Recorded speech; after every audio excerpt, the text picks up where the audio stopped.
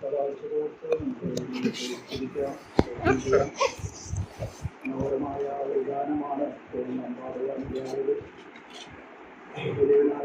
നമുക്ക് ചെയ്യുന്ന ഉപകാരങ്ങളെ ഓർക്കുമ്പോൾ എത്ര നന്ദി പറഞ്ഞാലും വരാത്ത ഈ സ്തോത്രങ്ങൾ നമുക്ക് അർപ്പിക്കേണ്ട ചുമതല നമ്മിൽ നിക്ഷിപ്തമാണ്. ഇതുപോലെ അർപ്പിക്കാത്ത നന്മകളാണ് ദൈവം നമുക്ക് നൽകിയത്.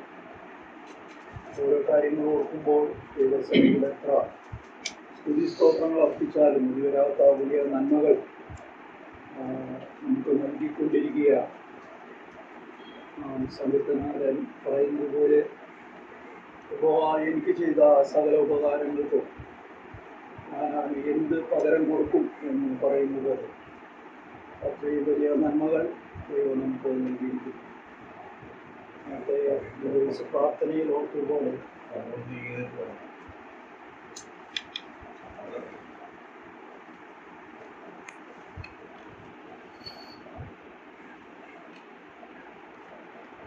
പ്രാർത്ഥനയിലോട്ടുപോലെ നമുക്ക് സ്വാതന്ത്ര്യത്തോടുകൂടെ ഈ രീതിയിൽ പാട്ട് പാടുവാൻ, അതുപോലെ തന്നെ ദൈവവചനം കേൾക്കുവാനുള്ള അവസരങ്ങളൊക്കെ നൽകിക്കൊണ്ടിരിക്കുകയാണ്, കിട്ടിക്കൊണ്ടിരിക്കുകയാണ്. എത്രത്തോളം ആ സ്വാതന്ത്ര്യം ഉണ്ട് എന്നുള്ളത് നമുക്ക് പറയാനായിട്ട് കഴിയുകയില്ല. നമ്മുടെ തൊട്ടടുത്ത പ്രദേശങ്ങളായ തമിഴ്നാട്ടിലൊക്കെ എന്തെങ്കിലും രോഗിയുണ്ട്. പലപ്പോഴും ഈ രീതിയിലുള്ള കാര്യങ്ങൾ ചെയ്യുവാൻ തടസ്സങ്ങൾ ഉണ്ടായിക്കൊണ്ടിരിക്കുക. ദൈവജനം പരസ്യമായി പറയുവാൻ അവർക്ക് കഴിയുന്നില്ല. വീടുകളിൽ അങ്ങനെ കൂടി പാട്ടുകൾ പാടി സന്തോഷിക്കാൻ കഴിയുന്നില്ല. അതുകൊണ്ട് നമുക്ക് ലഭിച്ചിരിക്കുന്ന ഈ പദവി ശരിയായ രീതിയിൽ ഉപയോഗിക്കാൻ ഇടയാകേണ്ടതാണ് എന്നുള്ളത് നമ്മുടെ ഉചിതമായി നമുക്ക് പറഞ്ഞു തന്നുള്ളൂ. സഹായിക്കട്ടെ. ഇന്ന് ഈ സമയത്ത് ലളിതമായ ഒരു ആത്മീകമായ ചിന്തയാണ് ഞാൻ പങ്കുവയ്ക്കുവാനായിട്ട് ആഗ്രഹിക്കുന്നത്.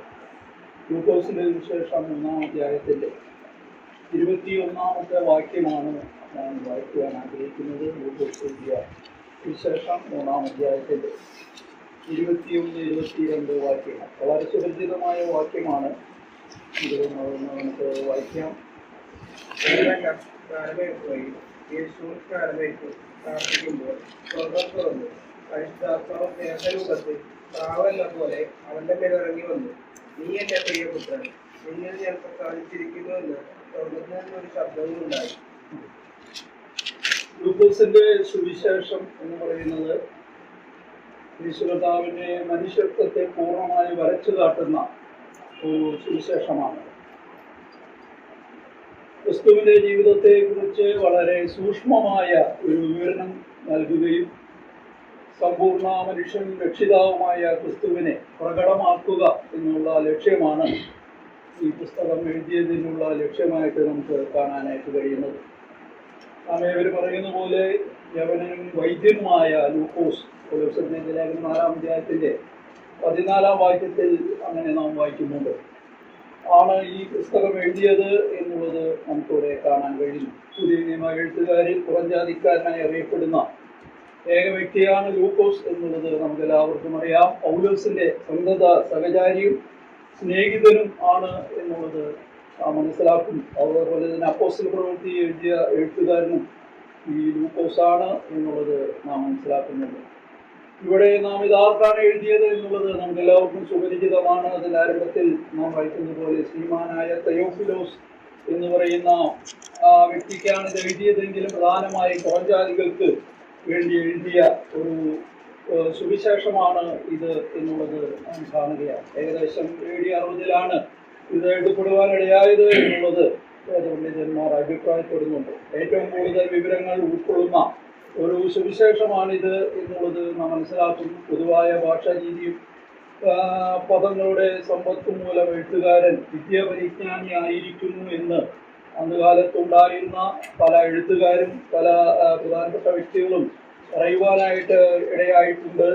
അതുപോലെ തന്നെ പുരുഷാരവുമായ യേശുക്രിസ്തുവിനുള്ള ബന്ധത്തെക്കുറിച്ചും പ്രാർത്ഥനാ അത്ഭുതങ്ങൾ, ദൂതന്മാർ എന്നീ വിഷയങ്ങളെക്കുറിച്ചും ലൂക്കോസ് പ്രധാനമായും ഇവിടെ പറയുന്നതായിട്ട് നമുക്കിവിടെ കാണാനായിട്ട് കഴിയുന്നുണ്ട്.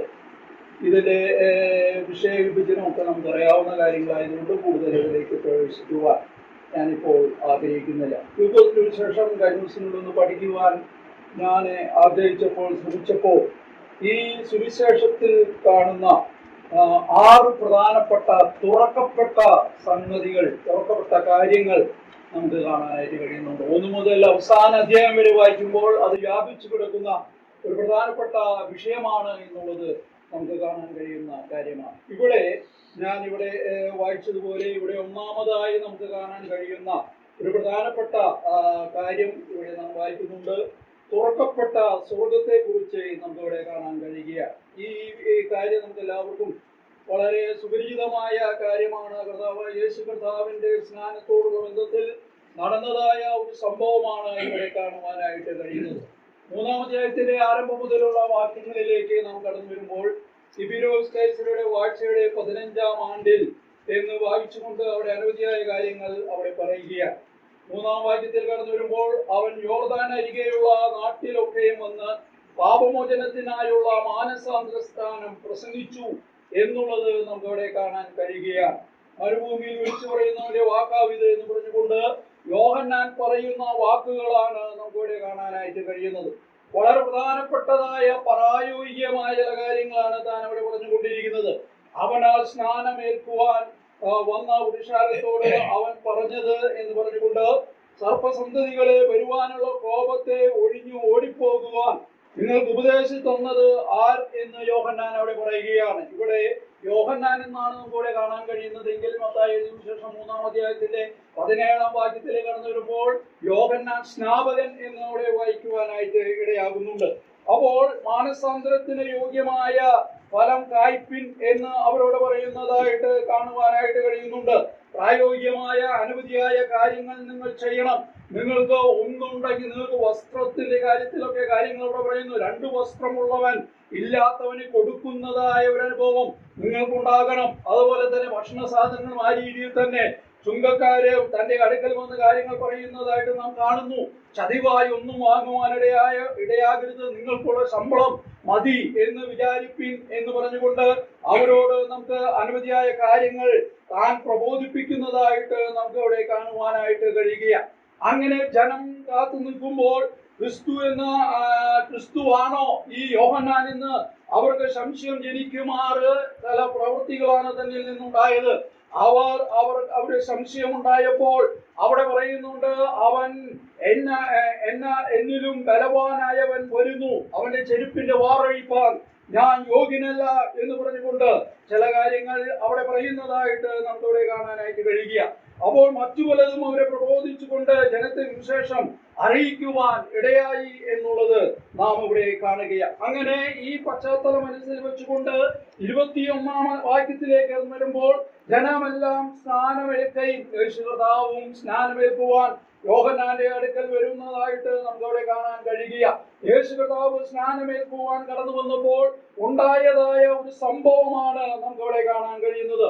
സ്വർഗം തുറന്നു എന്നുള്ളത് നാം അവിടെ കാണുന്നു. പരിശുദ്ധാത്മാവ് ദേഹരൂപത്തിൽ പ്രാവെന്ന പോലെ അവന്റെ മേൽ ഇറങ്ങി വന്നു എന്ന് പറയുക. ഒരു വലിയ ശബ്ദം അതിൽ നിന്ന് കേൾക്കുകയാണ്. നീ എന്റെ പ്രിയപുത്രൻ, നിന്നിൽ ഞാൻ പ്രസാദിച്ചിരിക്കുന്നു എന്ന് സ്വർഗത്തിൽ നിന്ന് ഒരു ശബ്ദം അവിടെ കേൾക്കുന്നതായിട്ട് നമുക്ക് അവിടെ കാണുവാനായിട്ട് കഴിയുകയാണ്. അപ്പോൾ ഈ പരിശുദ്ധാത്മാവ് പ്രാവെന്ന പോലെ അവന്റെ മേൽ കടന്നു വന്നു എന്നുള്ളത് നാം ഇവിടെ കാണുന്ന ഒരു പ്രധാനപ്പെട്ട കാര്യമാണ്. പരിശുദ്ധാത്മാവ് പ്രാവെന്ന പോലെ അവന്റെ മേൽ ഇറങ്ങി വന്നു. മോശയ്ക്കും പ്രവാചകന്മാർക്കും പ്രതീകാത്മകമായ രൂപത്തിൽ വെളിപ്പെട്ടതുപോലെ മോശയ്ക്കും അതുപോലെ തന്നെ അനവധിയായ പ്രവാചകന്മാർക്കും അഗ്നി, പ്രാവ്, മനുഷ്യൻ എന്നിങ്ങനെയുള്ള രൂപത്തിൽ അനവധിയായ കാര്യങ്ങൾ അവർക്ക് വെളിപ്പെടുവാൻ ഇടയായിട്ടുണ്ട്. എന്നാൽ തന്റെ എന്ന് നമുക്കിവിടെ കാണാനായിട്ട് കഴിയുന്നു. പ്രാവിനെ കുറിച്ച് നമുക്ക് എല്ലാവർക്കും അറിയാവുന്ന കാര്യമാണ്. ദൈവജനത്തിന്റെ ഉടനീളം നാം വായിക്കുമ്പോൾ പ്രാവ് വിശുദ്ധിയുടെ പ്രതീകമാണ് എന്നുള്ളത് ഉത്തമഗീതം 6-9 വാക്യത്തിൽ കടന്നു വരുമ്പോൾ വായിക്കുവാൻ കഴിയുന്നുണ്ട്. അതിനെല്ലാം വിനയം, സൗമ്യത എന്നീ കാര്യങ്ങളുടെ പ്രദർശനമാണ് പ്രാവിന്റെ ജീവിതത്തിൽ ഉള്ളത്. അതൊരു പക്ഷിയാണ് എന്നുള്ളത് നമുക്ക് എല്ലാവർക്കും അറിയാം. എന്നാൽ ഇവിടെ നാം കാണുന്നത് ഈ യേശു ക്രിസ്തു സ്നാനപ്പെട്ടപ്പോൾ തനിക്ക് മാത്രമാണ് അങ്ങനെ ഒരു സംഭവം ഉണ്ടായത്. അനവധിയായ ആളുകൾ യോഹന്നാന്റെ കീഴിൽ സ്നാനപ്പെടുവാനായിട്ടിടയായി എങ്കിലും അവർക്ക് ആർക്കും തന്നെ ഇങ്ങനെ ഒരു കാര്യം ഉണ്ടാകുവാനിടയായില്ല, ഇങ്ങനെ ഒരു ശബ്ദം ഉണ്ടാകുവാനിടയായില്ല, പ്രാവ് എന്ന രൂപത്തിൽ ആരും തന്നെ വരുവാനിടയായില്ല. എന്നാൽ കർത്താവ് സ്നാനപ്പെട്ടപ്പോൾ ഇങ്ങനെ ഒരു കാര്യം ഉണ്ടായി എന്നുള്ളതാ. അപ്പോൾ യോഹന്നാനെ മശിഹയെ തിരിച്ചറിയുവാനുള്ള ഒരു മാർഗമായിരുന്നു ഇത് എന്നുള്ളത് ചില വേദപണ്ഡിതന്മാർ അഭിപ്രായപ്പെടുന്നുണ്ട് എന്നുള്ളത് നമുക്കറിയാനായിട്ട് കഴിയുന്നുണ്ട്. ഈ ശബ്ദത്തിന്റെ അർത്ഥം എന്താണ്? യേശുവിന്റെ സ്നാന സമയത്ത് അവന് താൻ ദൈവപുത്രനാണെന്നുള്ള ആന്തരികമായ പദവിയെ ഉറപ്പിക്കുന്ന ഭാഗ്യമായ ഒരു സ്ഥിരീകരണമായിരുന്നു എന്നുള്ളത് നമുക്കറിയാനായിട്ട് കഴിയും. അതുകൊണ്ട് പിതാവ് അവനോട് പറയുകയാണ്, നീ എന്റെ പ്രിയപുത്രൻ എന്ന് നമുക്ക് അവിടെ കാണാൻ കഴിയുന്നു. മത്തായി 3:17 ഇവൻ എന്റെ പ്രിയപുത്രൻ, ഇവന് ഞാൻ പ്രസാദിച്ചിരിക്കുന്നു എന്ന് കാണുന്നു. കൂടി വന്ന ജനത്തോടും യോഹന്നാനോടുമുള്ള പിതാവിന്റെ സാക്ഷ്യമാണ് മത്തായി ഇവിടെ എടുത്തു പറയുവാനായിട്ട് ഇടയാകുന്നത്. ഞാൻ ഈ കാര്യം കേട്ടപ്പോൾ തുറക്കപ്പെട്ട ഒരു സ്വർഗമാണ് ഇവിടെ കാണുവാൻ കഴിയുന്നത്. സ്വർഗത്തിൽ നിന്ന് ഈ പരിശുദ്ധാത്മാവ് പ്രാവെന്ന രൂപത്തിൽ കടന്നു വന്നു. ഒരു ശബ്ദമുണ്ടായി. യേശു ക്രിസ്തുവിന്റെ സ്നാനത്തോടുള്ള ബന്ധത്തിലാണ് അവിടെ ശബ്ദമുണ്ടായത്. പിതാവിന്റെ ഒരു സാക്ഷ്യമാണ് യേശു ക്രിസ്തുവിനെ കുറിച്ച്. നീ എന്റെ പ്രിയപുത്രൻ, നിന്നിൽ ഞാൻ പ്രസാദിച്ചിരിക്കുന്നു എന്നുള്ള ഒരു സാക്ഷ്യമാണ്. പ്രിയ ദൈവമക്കളെ, നാം ഈ ക്രിസ്തീയ ജീവിതം നയിച്ചു മുന്നോട്ട് പോകുമ്പോൾ നമ്മുടെ ജീവിതത്തെ ഒന്ന് വിചിന്തനം ചെയ്ത് പഠിക്കുമ്പോൾ എത്രത്തോളം പിതാവിന് നമ്മെ കുറിച്ച് എത്രത്തോളം സാക്ഷ്യം പറയുവാനായിട്ട് ഇടയാകുന്നുണ്ട്. നമ്മുടെ ജീവിതങ്ങളെ കണ്ടുകൊണ്ട്, നമ്മുടെ പ്രവൃത്തികളെ കണ്ടുകൊണ്ട്, നമ്മുടെ ബഹുമുഖമായ കാര്യങ്ങളെ കണ്ടുകൊണ്ട് പിതാവായ ദൈവം ലജ്ജിക്കുന്നവനാണോ, അതോ നമ്മെ കുറിച്ച് നല്ല സാക്ഷ്യം പറയുവാനിടയാകുന്നുണ്ടോ? പ്രസാദിപ്പിക്കുന്ന എന്നുള്ളൊരു സാക്ഷ്യം പറയുവാൻ ഇടയാകുന്നുണ്ടോ എന്നുള്ളത് വളരെയധികം ചിന്തിക്കേണ്ട ഒരു വസ്തുതയാണ്. തുറക്കപ്പെട്ട ഒരു സ്വർഗത്തെ കുറിച്ച് നമുക്ക് ഇവിടെ കാണാനായിട്ട് കഴിയുക. ഇനി നാം മുന്നോട്ട് പോകുമ്പോൾ 4-ാം അധ്യായത്തിന്റെ 17-ാം വാക്യത്തിൽ കടന്നു വരുമ്പോൾ അവിടെ മറ്റൊരു കാര്യം നമുക്ക് കാണാനായിട്ട് കഴിയുകയാണ്. തുറക്കപ്പെട്ട മറ്റൊരു കാര്യം നമുക്ക് ഇവിടെ കാണാൻ കഴിയും. 3:4 17-ാമത്തെ വാക്യത്തിൽ അവൻ പുസ്തകം വിടർത്തി. അവിടെ തുറക്കപ്പെട്ടു എന്ന് പറയുന്നില്ല, എങ്കിലും അവൻ പുസ്തകം വിടർത്തി എന്നവിടെ പറയുകയാണ്. പുസ്തകം തുറന്നു എന്നവിടെ പറയുകയാണ്. ഇതിൽ ഞാൻ ഇങ്ങനെ പറയാൻ ആഗ്രഹിക്കട്ടെ, തുറക്കപ്പെട്ട ഒരു പുസ്തകം എന്ന് നമുക്ക് അവിടെ കാണാനായിട്ട് കഴിയുകയാണ്. 4-ാം അധ്യായം നമുക്ക് എല്ലാവർക്കും വളരെ സുപരിചിതമായ ഒരു അധ്യായമാണ്. 1 മുതൽ 12 വരെയുള്ള വാക്യങ്ങൾ വായിക്കുമ്പോൾ യേശു കർത്താവിന്റെ അടുക്കൽ പിശാച് കടന്നു വന്ന് യേശു കർത്താവിനെ പരീക്ഷിക്കുന്നതായിട്ട് നമുക്ക് അവിടെ കാണാനായിട്ട് കഴിയുക. യേശു കർത്താവിന്റെ അടുക്കൽ വന്ന് പരീക്ഷിക്കുന്ന ഒരു പിശാചിനെ ഞാൻ ഈ കാര്യം വായിച്ചപ്പോൾ ഓർത്തു, നമ്മയൊക്കെ എത്രത്തോളം അപ്പോൾ പിശാചെ പരീക്ഷിക്കുവാനിടയാകും. കർത്താവിനെ പരീക്ഷിച്ചുവെങ്കിൽ നമ്മെ പരീക്ഷിക്കുവാൻ യാതൊരു തടസ്സവുമില്ല. നമ്മെ എപ്പോഴും പരീക്ഷിച്ച് തെറ്റായ കാര്യങ്ങളിൽ വീഴ്ത്തുവാൻ വളരെയധികം സാധിക്കും എന്നുള്ളതിന് യാതൊരു സംശയമില്ല എന്നുള്ളത് നമുക്കിവിടെ കാണാനായിട്ട് കഴിയുകയാണ്. 13-12 വരെയുള്ള വാക്യങ്ങളിൽ ഓരോ പരീക്ഷകൾ അവിടെ വരുമ്പോഴും ആ പരീക്ഷകളെ മുഴുവൻ കർത്താവ് അതിജീവിച്ചു എന്നുള്ളതാണ് നമുക്കിവിടെ കാണാൻ കഴിയുന്നത്. നമ്മുടെ ജീവിതത്തിൽ പരീക്ഷകൾ ആരാണ് കൊണ്ടുവരിക? പിശാച് കൊണ്ടുവന്നേക്കാം. വിവിധങ്ങളായ പരീക്ഷകൾ കടന്നു വരുവാനായിട്ട് സാധ്യതയുണ്ട്. ഈ പരീക്ഷകളുടെ മധ്യത്തിൽ കർത്താവിന്റെ മനോഭാവമാണ് നമുക്ക് വേണ്ടത്. അതിൽ നിന്ന് വീണു പോകുവാൻ കഴിയാതെ അതിന് തക്കതായ മറുപടി നൽകി അതിൽ നിന്ന് മുന്നോട്ട് പോകുന്ന അനുഗ്രഹീതമായ അനുഭവമാണ് കർത്താവിനെ ഉണ്ടാകുവാനിടയായത്. ഈ കാര്യങ്ങൾ നാം വായിക്കുമ്പോൾ 13-ാം വാക്യത്തിൽ വായിക്കുമ്പോൾ അങ്ങനെ കർത്താവ് യോഗ്യമായ മറുപടികൾ പറഞ്ഞത് മുഖാന്തരം അവിടെ നാം വായിക്കുന്നത് ഇങ്ങനെയാണ്: അങ്ങനെ പിശാചെ സകല പരീക്ഷയും തികച്ച ശേഷം കുറെ കാലത്തേക്ക് അവനെ വിട്ടുമാറി. അവനെ എങ്ങനെയെങ്കിലും അവനെ പരീക്ഷിച്ച് വീഴ്ത്തുവാൻ പിശാചെ ആഗ്രഹിച്ചു എങ്കിലും കർത്താവിന്റെ അടുക്കൽ വന്ന് തന്റെ യാതൊരു കാര്യവും അവിടെ നടക്കാതെ പോയപ്പോൾ താൻ തന്നെ വിട്ടുമാറുന്നതായിട്ട് നമുക്ക് കാണുവാനായിട്ട് കഴിയുക. ഇത് തന്നെയാണ് നമ്മുടെ ജീവിതത്തോടുള്ള ബന്ധത്തിൽ പിശാചിന്റെ ആക്രമണങ്ങൾ, പിശാചിന്റെ പരീക്ഷകൾ. ഈ മരുഭൂയാത്ര നാം മുന്നോട്ട് പോകുമ്പോൾ ദൈവമക്കൾ എന്ന രീതിയിൽ നമുക്ക് ധാരാളം ഉണ്ടാകാൻ സാധ്യതയുണ്ട്. ഈ പരീക്ഷകളുടെ മധ്യത്തിൽ പലപ്പോഴും നാം വീണുപോകുന്നവരാണ്. പരീക്ഷ പിശാചിന്റെ തന്ത്രത്തിൽ നാം കുടുങ്ങിപ്പോകുന്നവരായി തീരുകയാ. കർത്താവിനെ പോലെ അതിനെ അതിജീവിക്കുവാൻ നമുക്ക് കഴിയുന്നില്ല. അങ്ങനെ അതിജീവിക്കാൻ കഴിയാത്തത് കൊണ്ട് പിശാച് നമ്മെ വിട്ടുപോകുന്നില്ല. കർത്താവ് അവിടെ അതിജീവിച്ച് മുന്നോട്ട് പോയത് മുഖാന്തരം പിശാച് അവനെ വിട്ടു മാറിപ്പോയി എന്ന് വായിക്കുന്ന പോലെ നമ്മുടെ വീണ്ടും വീണ്ടും നമ്മെ പരീക്ഷിക്കുവാൻ നമ്മൾ അതിൽ വീണുകൊണ്ടിരിക്കുകയാ. അതുകൊണ്ടാണ് വീണ്ടും വീണ്ടും പിശാചിന്റെ തന്ത്രങ്ങളിൽ വീണുപോകുവാൻ ഇടയാകുന്നത്. ഈ അധ്യായം താഴോട്ട് വായിക്കുമ്പോൾ കർത്താവ് ഈ പരീക്ഷയിൽ വിജയിച്ചതുകൊണ്ട് ഉണ്ടായതായ ചില കാര്യങ്ങൾ താഴോട്ട് വായിക്കുവാൻ ഇടയാകുന്നുണ്ട്. ഓടിച്ച് ഞാനൊന്ന് പറയാൻ ആഗ്രഹിക്കുക. 4-ാം അധ്യായത്തിന്റെ 14-ാം വാക്യത്തിലേക്ക് കടന്നു വരുമ്പോൾ അവിടെ യേശു കർത്താവ് ഈ പരീക്ഷയിൽ അതിജീവിച്ച് വിജയിച്ചതുകൊണ്ട് അവിടെ പറയുകയാണ്, യേശു ആത്മാവിന്റെ ശക്തിയോടെ ഗലീലയ്ക്ക് മടങ്ങിപ്പോയി. ഈ പരീക്ഷയിൽ താൻ പരാജയപ്പെട്ടു പോയെങ്കിൽ തനിക്ക് ആത്മാവിന്റെ ശക്തിയോടെ ഗലീലയ്ക്ക് കടന്നു പോകുവാൻ കഴിയുമായിരുന്നില്ല.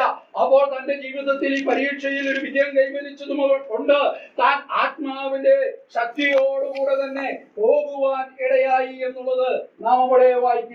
അത് തന്നെയല്ല, ആ വാക്യത്തിന്റെ 2-ാം ഭാഗത്തേക്ക് കടന്നു വരുമ്പോൾ അവന്റെ സ്തുതി ചുറ്റുമുള്ള നാട്ടിലൊക്കെയും പരക്കുവാനിടയായി. കർത്താവ് ഈ പരീക്ഷയിൽ അതിജീവിച്ചത് കൊണ്ട് അവന്റെ ശ്രുതി തൊട്ടടുത്ത പ്രദേശങ്ങളിലൊക്കെ കർത്താവ് എന്ന് പറയുന്ന ഒരുവനുണ്ട്.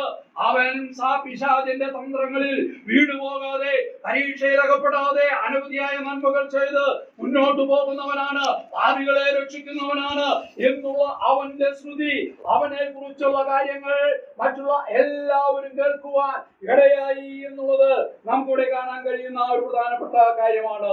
അത് തന്നെയല്ല, അവനെ പരീക്ഷയിൽ വിജയിച്ചതുകൊണ്ട് അവൻ അവരുടെ പള്ളികളിൽ ഉപദേശിക്കുവാനിടയായി. 4-ാം വാക്യത്തിൽ അത് കാണുന്നുണ്ട്. കർത്താവ് വന്ന് അവൻ ഉപദേശിക്കുന്നു.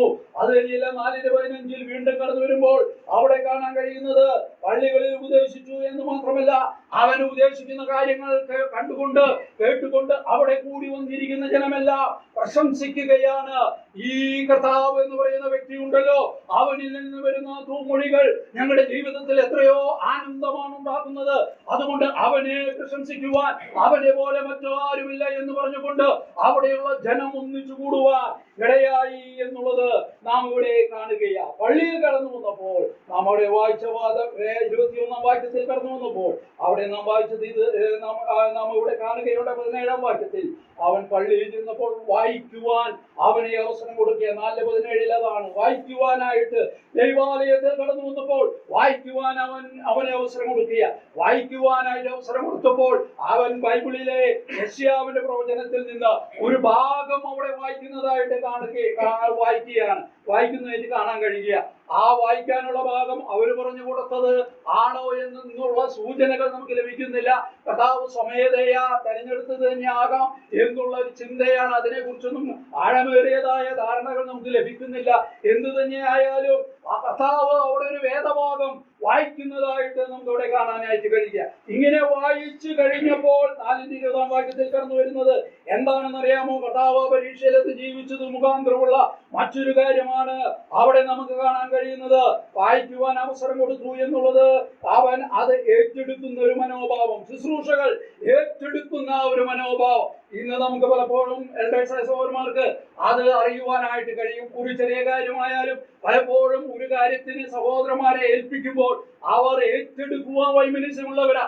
അവരെ പല ആളുകളോട് പറഞ്ഞിട്ടാണ് ഒരു കാര്യം സാധിച്ചെടുക്കുവാൻ ഇടയാകുന്നത്. പലപ്പോഴും ഞാനത് മനസ്സിലാക്കുവാൻ ഇടയായിട്ടുണ്ട്. ഇവിടെ കർത്താവിനെ ഒരു കാര്യം ഏൽപ്പിക്കുമ്പോൾ വലുതായിക്കോട്ടെ ചെറുതായിക്കോട്ടെ യാതൊരു വൈമനസ്യവും കാണിക്കാതെ ആ ശുശ്രൂഷ ചെയ്യുവാനുള്ള ആ വലിയ താല്പര്യം നമുക്കിവിടെ വളരെ മാതൃകാപരമായ ഒരു കാര്യമാണ്. നമ്മുടെ ജീവിതങ്ങളിലും ഇതേപോലെയുള്ള കാര്യങ്ങൾ കടന്നു വരുമ്പോൾ നാം അത് ചെയ്യുവാനിടയാകണം. അങ്ങനെ ചെയ്താൽ മാത്രമേ ആത്മീകമായി നമുക്ക് വളരുവാൻ കഴിയുകയുള്ളൂ, നമുക്ക് വളർച്ചയുടെ അനുഭവം ഉണ്ടാകുകയുള്ളൂ. ചില ശുശ്രൂഷകൾ ചെയ്താൽ മാത്രമേ നമുക്ക് പലതും ചെയ്യുവാൻ കഴിയുകയുള്ളൂ. എപ്പോഴും മാറി മാറി പോയാൽ നാം പിന്നെ ലാസ്റ്റ് ബെഞ്ചിലിരിക്കുന്നത് പോലെ, ഒന്നും മിണ്ടാൻ കഴിയാത്തതുപോലെ ദുഃഖകരമായ ഒരു അനുഭവത്തിൽ മുന്നോട്ട് പോകേണ്ടതായിട്ട് വരും എന്നുള്ളത് സങ്കടകരമായ ഒരു കാര്യമായിട്ട് നമുക്ക് കാണാനായിട്ട് കഴിയുക.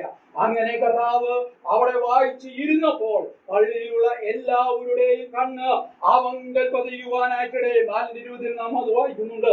അത് തന്നെയല്ല, ആ കർത്താവ് പരീക്ഷയിൽ അകപ്പെട്ടപ്പോൾ അവൻ ചില ശുശ്രൂഷകൾ ചെയ്തപ്പോൾ പള്ളിയിലുള്ള എല്ലാവരുടെ കണ്ണ് അവങ്കിലേക്ക് പതിഞ്ഞു. അത് തന്നെയല്ല, അവിടെ കൂടി വന്നിരിക്കുന്ന എല്ലാ ആളുകളും അവനെ പുകഴ്ത്തുന്നതായിട്ട് കാണുക, കർത്താവിനെ പുകഴ്ത്തുന്നതായിട്ട് കാണുകയാണ്. 4:22 അത് നമുക്ക് കാണാനായിട്ട് കഴിയുകയാണ്. കർത്താവിനെ പുകഴ്ത്തുന്ന ഒരു അനുഭവം. നമ്മളും പുകഴ്ച ലഭിക്കുവാൻ താല്പര്യമുള്ളവരാ. എന്നാൽ നമ്മളെ പുകഴ്ത്തുവാൻ നമ്മുടെ ജീവിതങ്ങളിൽ എന്തെങ്കിലും ഉണ്ടെങ്കിൽ മാത്രമേ നമ്മളെ പുകഴ്ത്തുവാൻ കഴിയുകയുള്ളൂ. നമ്മെ പുകഴ്ത്തുന്നത് ആരാണ് എന്നുള്ളത് വളരെ പ്രധാനപ്പെട്ട ഒരു കാര്യമാണ്. നമ്മെ പുകഴ്ത്തുന്നത് നമ്മുടെ സഭയിലുള്ള ആളുകളാണോ, അതോ ലോകമാണോ, അതോ നമ്മുടെ അയൽവക്കക്കാരാണോ, അതോ മറ്റുള്ള ജോലി സ്ഥലത്തുള്ളവരാണോ, അതോ മറ്റ് ഏത് രീതിയിലുള്ള കാര്യങ്ങളായാലും നമ്മെ പുകഴ്ത്തുവാൻ നാം സന്തോഷമുള്ളവരാ, നമുക്ക് താല്പര്യമാ. എന്നാൽ നമ്മെ പുകഴ്ത്തുന്നത് ആരാണ് എന്നുള്ളത് പ്രധാനപ്പെട്ട കാര്യമാ. അങ്ങനെ കർത്താവ് തന്റെ ജീവിതത്തിൽ വലിയൊരു പരീക്ഷയിൽ നിന്ന് താൻ അതിജീവിച്ച് മുന്നോട്ട് പോയത് മുഖാന്തരം അനവധിയായ ആത്മീകമായ നന്മകൾ, നമുക്ക് മാതൃകയാകാൻ പറ്റിയതായ അനേക നന്മകൾ നമുക്ക് ഇവിടെ കാണുവാനായിട്ട് കഴിയുക. യേശുകർത്താവ് വായിച്ചത് യേശയ്യാ പ്രവചനത്തിന്റെ 61-ാം അധ്യായത്തിന്റെ 1-2 വാക്യങ്ങളാണ് എന്നുള്ളത് നമുക്ക് എല്ലാവർക്കും അറിയാം. എന്നാൽ ഈ വാക്യം അവിടെ ചെന്ന് വായിക്കുമ്പോൾ ഒരു വാചകം കൂടെ അവിടെ ഉണ്ട് എന്നുള്ളത് നമുക്ക് എല്ലാവർക്കും അറിയാവുന്നതാണ്. എന്നാൽ കർത്താവ് വാക്യം മുഴുവൻ അവിടെ വായിക്കാതെ ആ വാക്യത്തിന്റെ മധ്യത്തിൽ വെച്ച് താൻ അവസാനിപ്പിക്കുകയാണ് ചെയ്തത്. എന്തുകൊണ്ടാണ് അങ്ങനെ ചെയ്യുവാനിടയായത്? യഹോവയുടെ പ്രസാദ വർഷം പ്രസംഗിപ്പാനും എന്ന് പറഞ്ഞതിനു ശേഷം തുടർന്ന് പറയുന്ന നമ്മുടെ ദൈവത്തിന്റെ പ്രതികാര ദിവസം എന്ന ഭാഗം കർത്താവ് അവിടെ വായിക്കുവാനിടയായിട്ടില്ല. എന്തുകൊണ്ടാണ് അത് അങ്ങനെ വായിക്കുവാനായിട്ട് ഇടയാകാഞ്ഞത്? കർത്താവിന്റെ 1-ാം വരവിന്റെ ലൂക്കോസിന് സുവിശേഷത്തിൽ പറയുന്ന ഭാഗം മാത്രമേ നിവൃത്തിയായിട്ടുള്ളൂ. ലൂക്കോസ് 4:21 എന്ന് പറയുന്നത് നമുക്ക് ഇവിടെ കാണാൻ കഴിയും. എന്നാൽ ആ 2-ാമത്തെ ഭാഗം പ്രതികാര ദിവസം എന്നുള്ള ഭാഗം, നമ്മുടെ ദൈവത്തിന്റെ പ്രതികാര ദിവസം ഇതുവരെയും ആവിർഭവിച്ചിട്ടില്ല. അതുകൊണ്ടാണ് അത് ആകാത്തത് കൊണ്ടാണ് യേശു കർത്താവ് അത് വായിക്കാത്തത്. കർത്താവിന്റെ 2-ാം വരവിന് ശേഷം മാത്രമാണ് യോഹന്നാൻ 3:27 നാം വായിക്കുന്നത് പോലെ 2-ാം വരവിന് ശേഷം മാത്രമാണ് ഈ പ്രതികാര ദിവസം നിറവേറുകയുള്ളൂ. അതുകൊണ്ടാണ് കർത്താവ് അത് വായിക്കുവാനിടയാകാത്തത്. എന്തെങ്കിലും വായിച്ചു താൻ പോവുകയല്ല, അതിനെ കുറിച്ച് വിചിന്തനം ചെയ്ത് ഇപ്പോഴത്തേക്ക് ആവശ്യമായ കാര്യം എന്താണെന്ന് മനസ്സിലാക്കി താൻ അവിടെ അവതരിപ്പിക്കുന്നതായി നമുക്ക് ഇവിടെ കാണുവാനായിട്ട് കഴിയുക. ഇപ്പോഴാകുന്നു രക്ഷാദിവസം, ഇപ്പോഴാകുന്നു സുപ്രസാദ കാലം എന്ന് 2 കൊരിന്ത്യർ 6:2 വാക്യത്തിൽ നമുക്ക് കാണാൻ കഴിയുന്നുണ്ട്. എന്നാൽ അവന്റെ കരുണാസനമായ വാക്കുകൾ അവന്റെ പട്ടണക്കാർക്ക് സ്വീകാര്യമായില്ല എന്നുള്ളത് നമുക്ക് എല്ലാവർക്കും അറിയാം. വിടുതലും സൗഖ്യവും നൽകുകയാണ് അവന്റെ ലക്ഷ്യമെന്ന് അവൻ പ്രഖ്യാപിക്കുകയുണ്ടായി. എങ്കിലും അവർ അവനെ കൊല്ലുവാൻ ശ്രമിച്ചു എന്നുള്ളത് നമുക്കിവിടെ കാണാൻ കഴിയുക. ഇതിൽ നിന്ന് കർത്താവ് പുസ്തകം തുറന്നു എന്നുള്ള ഈ വിഷയത്തിൽ നിന്ന് പ്രായോഗികമായി നാം ചിന്തിക്കുവാൻ ആഗ്രഹിക്കുന്ന കാര്യം ഞാൻ നേരത്തെ ഓർപ്പിക്കുകയുണ്ടായി. നമ്മെ ഏൽപ്പിക്കുന്നതായ കാര്യങ്ങൾ തുറക്കപ്പെട്ട ആ പുസ്തകം തുറന്നു വായിക്കാനുള്ള ഒരു ശുശ്രൂഷയാണ് തന്നെ ഏൽപ്പിച്ചതെങ്കിൽ ആ കാര്യം ചെയ്യുവാനുള്ള ഒരു ചിന്താഗതി തനിക്ക് ഉണ്ട് എന്നുള്ളത് നാമും അത് പിൻപറ്റേണ്ട മാതൃകയാണ്. നമ്മുടെ ജീവിതങ്ങളിൽ പലപ്പോഴും ഈ കാര്യങ്ങളിൽ നോ പറയുന്ന അവസ്ഥകൾ ഉണ്ടാകാതെ നമ്മളെ തന്നെ ദൈവസന്നിധിയിൽ സമർപ്പണത്തോടുകൂടെ പ്രാർത്ഥിച്ച് എന്റെ സഹോദരന്മാരോ മൂത്ത സഹോദരന്മാരോ നമ്മെ ഏൽപ്പിക്കുന്ന കാര്യങ്ങൾ നമ്മുടെ നല്ലതിനാണ്, നമ്മുടെ ആത്മീകമായ നന്മയ്ക്കാണ് എന്നുള്ള കാര്യം നമ്മെ ഭരിച്ചുകൊണ്ട് അത് നമ്മുടെ ജീവിതത്തിൽ അനുഗ്രഹമായി തീരുമെന്നുള്ളത് നാം ഒരിക്കലും മറന്നു പോകാൻ സാധിക്കാത്തതായ മറ്റൊരു കാര്യം കൂടെയാണ്. ഒരു കാര്യം കൂടെ പറഞ്ഞ് ഞാൻ ഇവിടെ അതിവേഗം ഇരിക്കുവാൻ ആഗ്രഹിക്കുന്നു. സമയം മുന്നോട്ട് പോകുന്നുവല്ലോ. നമുക്ക് മറ്റൊരു കാര്യം ലൂക്കോസ് 11:9-10 വാക്യങ്ങൾ നമുക്ക് ഒന്ന് വായിക്കാം. ലൂക്കോസ് 11:9-10 വാക്യങ്ങൾ. എല്ലാ നിങ്ങൾ കണ്ടെത്തും, മുട്ടുവിൽ എല്ലാ നിങ്ങൾക്ക് തുറക്കും, അന്വേഷിക്കുന്നവർ കണ്ടെത്തുന്നു, മുട്ടുന്നവർ തുറക്കുമെന്ന് ഞാൻ നിങ്ങളോട് പറയുന്നു. ഇവിടെ നാം വായിക്കുന്നത്, നാം ചിന്തിക്കുന്ന ആശയത്തോളം ബന്ധത്തിൽ തുറക്കപ്പെട്ട ഒരു വാതിൽ എന്നുള്ള ആശയം നമുക്കിവിടെ കാണാനായിട്ട് കഴിയുകയാണ്. ലൂക്കോസ് 11-ാം അധ്യായത്തിലേക്ക് നാം കടന്നു വരുമ്പോൾ അവൻ ഒരു സ്ഥലത്ത് പ്രാർത്ഥിച്ചു കൊണ്ടിരുന്നു. തീർന്ന ശിഷ്യന്മാരിൽ ഒരുത്തൻ അവനോട് ചോദിക്കുന്ന ഒരു ചോദ്യമാണ് നമുക്ക് ഇവിടെ കാണാൻ കഴിയുന്നത്. കർത്താവേ, യോഹന്നാൻ തന്റെ ശിഷ്യന്മാരെ പ്രാർത്ഥിപ്പാൻ പഠിപ്പിച്ചതുപോലെ ഞങ്ങളെയും പ്രാർത്ഥിപ്പാൻ പഠിപ്പിക്കണമേ എന്ന് യേശു ക്രിസ്തുവിനോട് അവർ പറയുന്നതായിട്ട് നാം കാണുന്നു. അങ്ങനെ പറഞ്ഞപ്പോൾ യേശു കർത്താവ് അവരോട് ഒരു പ്രാർത്ഥന പ്രാർത്ഥിച്ചതായിട്ട് നമുക്കിവിടെ കാണാൻ കഴിയുന്നുണ്ട്. 4 വരെയുള്ള വാക്യങ്ങളിൽ ആ പ്രാർത്ഥന കാണുന്നു. 5 മുതലുള്ള വാക്യങ്ങളിൽ പിന്നെയും അവരോട് ചില കാര്യങ്ങൾ പറയുന്നതായി കാണുന്നു. പ്രാർത്ഥനയെ കുറിച്ച് ക്രിസ്തുവിന്റെ ഉപദേശമാണ് നമുക്ക് ലൂക്കോസ് 11:1 മുതൽ 13 വരെയുള്ള വാക്യങ്ങളിൽ നമുക്ക് കാണാനായിട്ട് കഴിയുന്നത്. അതിനുശേഷം നമുക്ക് കാണാൻ കഴിയുന്നത് സ്നേഹനിധിയായ ഒരു വീട്ടുടയവൻ സ്നേഹിതന്റെ നിർബന്ധത്തിന് വഴങ്ങി ആവശ്യപ്പെട്ടത് കൊടുത്തെങ്കിൽ അവിടെ ഒരു ഉപമയാണ് നമുക്ക് അവിടെ കാണാൻ കഴിയുന്നത്. ഒരു ഉപമ നമുക്ക് അവിടെ കാണാൻ കഴിയുക. നമ്മുടെ വാത്സല്യ പിതാവ് ദൈവം തന്റെ മക്കളുടെ ആവശ്യങ്ങൾ എത്ര അധികമായി നൽകും എന്നുള്ളത് നമുക്കിവിടെ കാണാനായിട്ട് കഴിയുക. ആ കാര്യത്തോടുള്ള ബന്ധത്തിലാണ്, ആ ഉപമയുടെ മധ്യഭാഗത്താണ് ഈ 3 കൽപ്പനകൾ നമുക്ക് കാണാൻ കഴിയുന്നത്. ആ ഒരു സ്നേഹനിധിയായ വീട്ടുടയവന്റെ വീട്ടിൽ ഒരു അതിഥിയായ ഒരു സഹോദരൻ വരികയാ. രാത്രിയാണ് കടന്നു വരുവാനിടയായത്. ഒരു ആവശ്യമായി കടന്നു പോവുകയ. ഈ ആവശ്യങ്ങൾ നിറവേറപ്പെടുവാനിടയാകുകയാണ്. ഈ ആവശ്യത്തോടുള്ള ബന്ധത്തിലുള്ള 3 കൽപ്പനകൾ, യാചിപ്പീൻ, അന്വേഷിപ്പീൻ, മുട്ടുവിൻ എന്നുള്ള 3 കൽപ്പനകൾ നമുക്ക് അവിടെ കാണാനായിട്ട് കഴിയുക. എന്നാൽ ഉത്തരോത്തരം വർദ്ധിച്ചു വരുന്ന പ്രയത്നത്തെയാണ് ഈ വാക്കുകൾ കാണിക്കുന്നത്. യാചിക്കുന്നതിനേക്കാൾ ശക്തിയേറിയതാണ് മുട്ടുന്നത് എന്നുള്ളത് നമുക്ക് ഇവിടെ കാണാനായിട്ട് കഴിയുന്നുണ്ട്. നാം പൗലോസിനെയും എപ്പഫ്രാസിനെയും പോലെ ആത്മാർത്ഥമായി ആക്ഷരികമായും പ്രാർത്ഥനയിൽ പോരാടേണ്ടതിന്റെ ആവശ്യകതയാണ് ഈ ഭാഗം നമ്മോട് പറയുവാനിടയാകുന്നത്. അതുകൊണ്ട് നാം പ്രാർത്ഥനയിൽ പോരാടേണ്ടതിന്റെ ആവശ്യകത ഈ ഭാഗത്ത് കാണുകയാണ്. വാതിൽ തുറക്കുവാൻ മുട്ടുവിൻ എന്നാൽ നിങ്ങൾക്ക് ലഭിക്കും, യാചിപ്പിൻ എന്നാൽ നിങ്ങൾക്ക് കിട്ടുമെന്ന് അവിടെ നമുക്ക് കാണാനായിട്ട് കഴിയുകയാണ്. നമ്മുടെ ജീവിതങ്ങളിലേക്ക് കടന്നു പോകുമ്പോൾ പലപ്പോഴും ഉരുവിടുന്നതായ ഒരു വാക്യമാണ് ഇത്. എന്നാൽ പ്രായോഗികമായ രീതിയിൽ ചിന്തിക്കുമ്പോൾ നമുക്ക് യഥാർത്ഥമായി കർത്താവിനെ അവന്റെ സന്നിധാനത്തിൽ കടന്നു വരുവാൻ, മുട്ടിയ അവന്റെ വാതിൽ തുറന്ന് അവനിലേക്ക് കടക്കുവാൻ ഇടയാകേണ്ടത് വളരെയധികം ആവശ്യമാണ്. ഈ ഉപമയെന്ന് വിചിന്തനം ചെയ്ത് പഠിക്കുമ്പോൾ എനിക്ക് മനസ്സിലാക്കാൻ കഴിഞ്ഞതായ ഒരു യാഥാർത്ഥ്യം എന്ന് തുറന്നു പറഞ്ഞത് വേഗം മുന്നോട്ട് പോകട്ടെ. 3 എന്ന് പറയുന്ന ആ സംഖ്യ വളരെ തവണ ആവർത്തിച്ചു വരുന്നുണ്ട്. ഈ ഉപമയിൽ ആവശ്യപ്പെടുന്ന വസ്തു 3, അതായത് അപ്പം 3 അപ്പം തരണം എന്ന് പറയുന്നു. 11-6 വാക്യത്തിൽ 3 തടസ്സങ്ങൾ അവിടെ കാണുന്നുണ്ട്. പ്രയാസപ്പെടുത്തരുത്, കടച്ചിരിക്കുന്നു, പൈതങ്ങളും എന്നോടുകൂടെ കിടക്കുന്നു. 11-7 വാക്യത്തിൽ അവിടെയും 3 കാര്യങ്ങൾ കാണാം. കൽപ്പനകൾ 3, നേരത്തെ പറഞ്ഞതുപോലെ യാചിപ്പിൻ, അന്വേഷിപ്പിൻ, മുട്ടുവിൻ എന്നുള്ള 3 കൽപ്പനകൾ അവിടെ കാണാൻ കഴിയുന്നുണ്ട്. അതുപോലെ തന്നെ 3 വാഗ്ദത്തങ്ങൾ ഈ ഉപമയിൽ കാണാൻ കഴിയുന്നുണ്ട്. കിട്ടും, കണ്ടെത്തും, തുറക്കും എന്നുള്ള 3 വാഗ്ദത്തങ്ങൾ അവിടെ കാണുവാനായിട്ട് കഴിയുന്നുണ്ട്. അതുപോലെ തന്നെ ഈ ഉപമയിൽ തിന്നാവുന്ന 3 കാര്യങ്ങൾ, അപ്പം, മീൻ, മുട്ട എന്നീ കാര്യങ്ങൾ അവിടെ കാണുന്നുണ്ട്. അതുപോലെ തിന്നരുതാത്തവ, കല്ല്, പാമ്പ്, തേൾ എന്നിങ്ങനെ അവിടെ കാണുന്നുണ്ട്.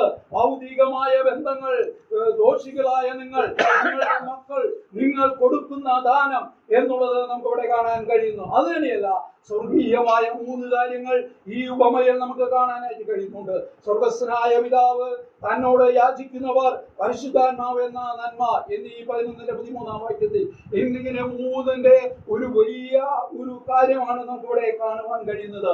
യാചിക്കുന്നവരായ ഏവന് ലഭിക്കുന്നു, അന്വേഷിക്കുന്നവർ കണ്ടെത്തുന്നു, മുട്ടുന്നവൻ തുറക്കപ്പെടുന്നു എന്നുള്ളതാണ്. നമ്മുടെ പ്രാർത്ഥന ജീവിതം എങ്ങനെയുണ്ട്?